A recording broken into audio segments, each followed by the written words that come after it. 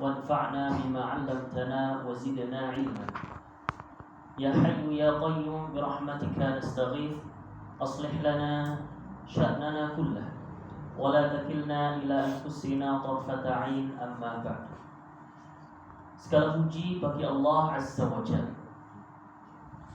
Segala puji bagi Allah yang telah menciptakan segala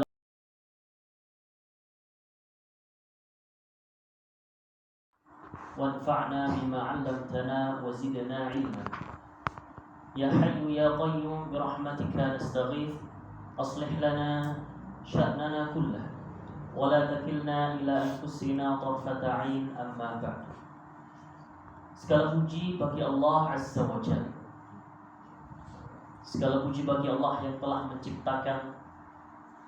Segala puji bagi Allah Subhanahu wa taala yang telah memberikan kebahagiaan pada hidup kita. Segala puji bagi Allah Subhanahu wa taala yang telah memudahkan segala urusan kita. Salawat dan salam semoga senantiasa tercurahkan kepada suri tauladan kita Nabi besar Muhammad sallallahu alaihi wasallam, pada keluarganya, para sahabatnya dan umatnya yang senantiasa mengikuti sunnah beliau dengan baik hingga hari kiamat kelak. Ma'asyiral muslimin, bapak-bapak, ibu-ibu, hadirin hadirat jamaah pengawasan mushola at-taubah rahimani wa rahimakumullah. Semoga Allah senantiasa merahmati saya dan panjenengan semua. Pripun kabar panjenengan sedaya? Alhamdulillah sudah sekian purnama kita tidak berjumpa. Terakhir niku kapan nih? Sampun dan berapa bulan yang lalu ya, sudah lama sekali. Alhamdulillah malam ini Allah Subhanahu wa taala kembali mudahkan kita untuk dapat berjumpa di dalam majelis ilmu. Semoga Allah Azza wa Jalla tambahkan keimanan, tambahkan ilmu yang bermanfaat. Semoga Allah tambahkan keistiqomahan dan ketaatan pada diri kita. Bapak-bapak, ibu-ibu yang dirahmati Allah Subhanahu wa taala. Sampai dengan detik hari ini kita masih Allah Subhanahu wa taala berikan keimanan. Sampai dengan hari ini kita masih diberikan kesehatan. Sampai dengan detik ini kita masih diberikan rizki. Sampai pada detik ini masih Allah Subhanahu wa taala berikan kepada kita kecukupan di dalam hidup kita serta kebahagiaan yang begitu banyak.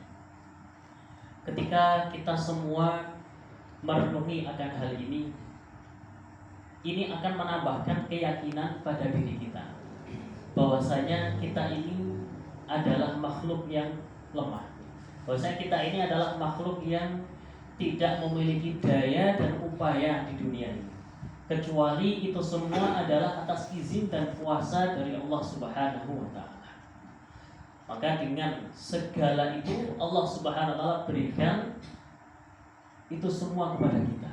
Maka inilah disebut dengan rububiyahnya Allah. Apa? Disebut dengan rububiyahnya Allah.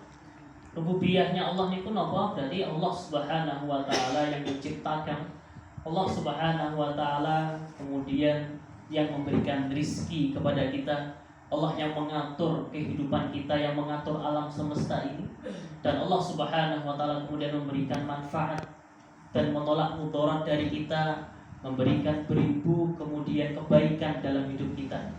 Itu disebut dengan apa? Rububiyah Allah Subhanahu wa taala.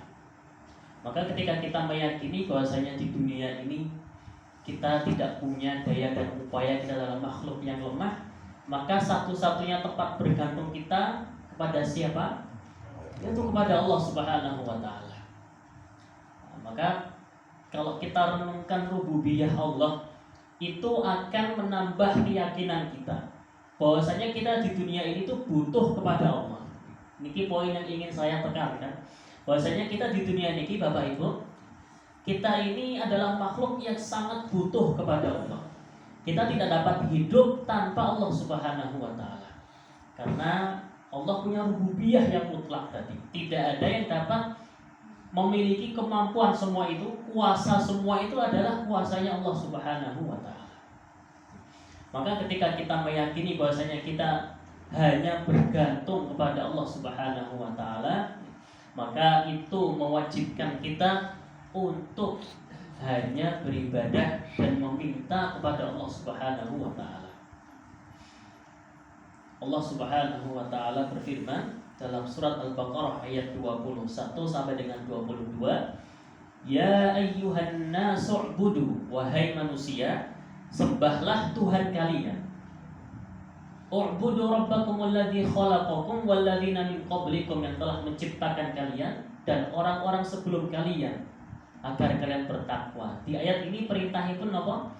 Yaitu agar kita menyembah. Menyembah niki berarti sifatnya ibadah. Ibadah niku umum, napa mawon niku yang disebut dengan ibadah, termasuk di dalamnya berdoa, meminta, sholat, kemudian mempersembahkan amal soleh, itu semua kepada Allah Subhanahu wa taala. Kenapa alasannya?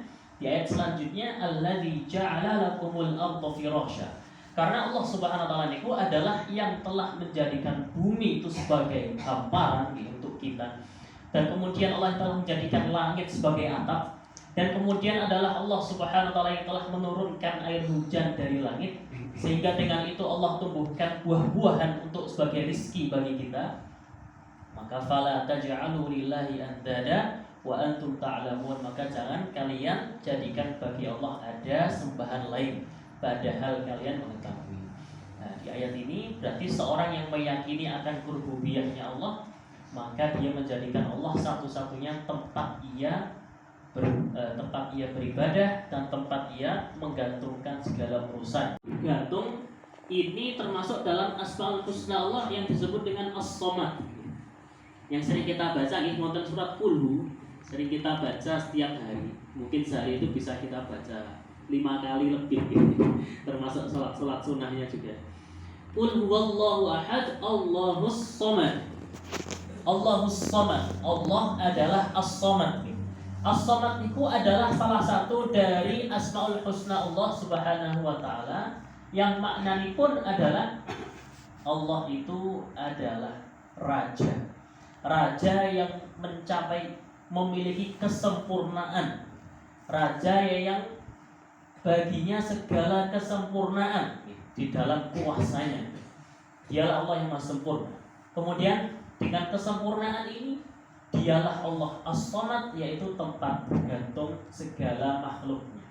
Jadi segala makhluknya itu butuh kepada Allah Subhanahu wa ta'ala. Tema kita hari ini adalah berkenaan dengan doa, Bapak-bapak dan Ibu dirahmati Allah Subhanahu wa ta'ala. Yaitu nanti pada spesifiknya kita akan mempelajari doa sapu jagat. Doa apa? Doa sapu jagat. Di awal ini saya ingin menekankan satu poin tadi, yaitu bahwasanya yaitu tempat bergantung kita di dunia ini, apapun masalah kita, apapun yang kita alami suka dukanya di dunia ini, apa yang kemudian hadir dalam kehidupan kita, baik itu bahagia ataupun itu rasa sedih, rasa khawatir, rasa takut, maka kita hanya mengadukan kepada siapa? Kepada Allah Subhanahu wa ta'ala. Karena kita meyakini segala kebaikan itu ada di tangan siapa? Tangan Allah Subhanahu wa ta'ala. Ini keyakinan yang harus senantiasa untuk melekat dalam diri kita, bapak-bapak dan ibu-ibu.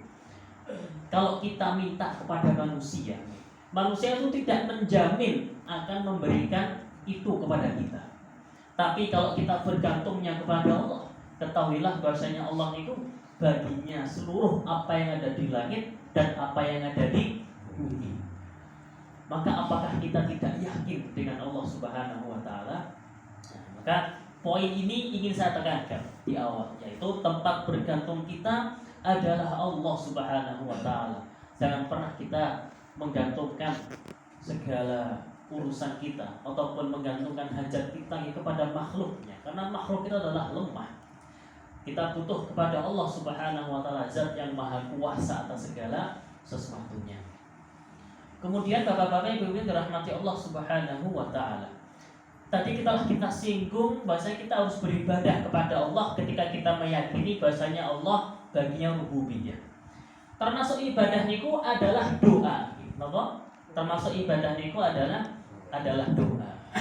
Doa niku napa? Doa niku pengertiannya adalah su'alul 'abdi rabbahu jalba ma yanfa'uhu aw daf'a ma yadurruhu imma bilisani maqalihi wa huwa du'aul mas'alah aw lisani halihi wa huwa du'aul ibadah. Yang dimaksud dengan doa niku adalah ketika seorang hamba memanjatkan permintaannya kepada Tuhannya, yaitu siapa? Allah Subhanahu wa taala. Apa yang dipanjatkan kepada Allah yaitu satu, jalba ma yanfa'uhu, yaitu mengharapkan karunia kebaikan dari Allah, atau yang kedua meminta kepada Allah untuk dijauhkan, ditolak darinya segala keburukan dan kemudaratan yang ada di dunia ini. Itu adalah permintaan doa. Doa niku wonten kalih. Yang pertama bilisani maqalihi, yaitu bisa dengan lisanul maqal. Lisanul maqal niku adalah lisan yang diucapkan, lisan yang diucapkan.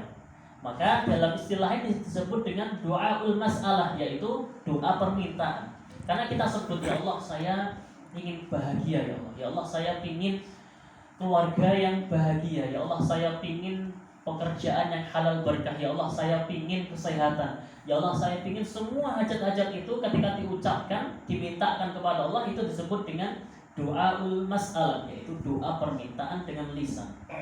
Adapun yang kedua adalah bilisani halihi, yaitu dengan lisanul hal. Kalau tadi lisan yang diucapkan, tapi kalau ini lisan yang tergambar dari perbuatan Bapak Ibu semua. Bapak Ibu bukan berucap, tapi perbuatannya Bapak Ibu itu menunjukkan doa. Contohnya pun apa? Itulah disebut dengan doaul ibadah. Kalau ini dengan ibadah ini, saya pengen panjenengan berikan kepada saya pahala, ya Allah. Ini apa? Ya Allah, kalau pengen panjenengan dengan amal saya ini, di ibadah saya ini, kalau pengen panjenengan berikan ganjaran surga kepada saya. Ini apa? Itu secara tidak langsung panjenengan minta kepada Allah, tapi melalui perbuatan panjenengan. Panjenengan tunjukkan kepada Allah, ya Allah saya ibadah ini berharap apa? Berharap kita mendapatkan ganjaran yang besar dari Allah Subhanahu wa taala. Fokus kita adalah pada hari ini berkenaan dengan doaul masalah, yaitu doa yang diucapkan dengan lisan kita. Ibu-ibu, bapak-bapak, ibu-ibu dirahmati Allah Subhanahu wa taala.